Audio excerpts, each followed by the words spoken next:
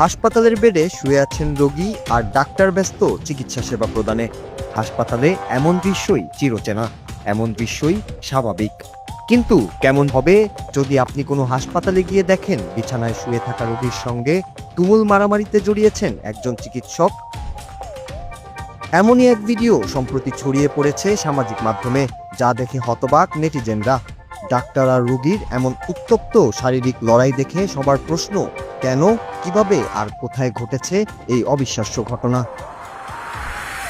Viral হওয়া সেই ভিডিওতে দেখা যায় হাসপাতালের বেডে শুয়ে থাকা অবস্থাতেই ডাক্তারকে একের পর এক লাথি মেরে যাচ্ছেন চিকিৎসা নিতে আসা ওই যুবক।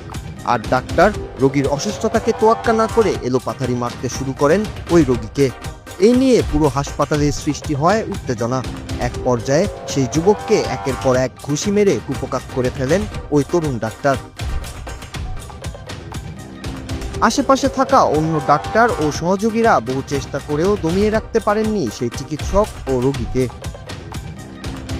দুজনেই দুজনের সাথে চরম আক্রমণাত্মক আচরণ করছিলেন।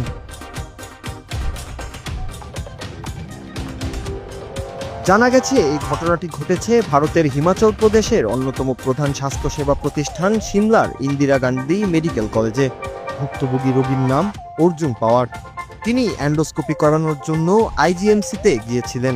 অভিযোগ অনুযায়ী পরীক্ষার পর তার শ্বাসকষ্ট শুরু হলে তিনি সুস্থ হওয়ার জন্য অন্য একটি ওয়ার্ডের বিছানায় গিয়ে শুয়ে পড়েন।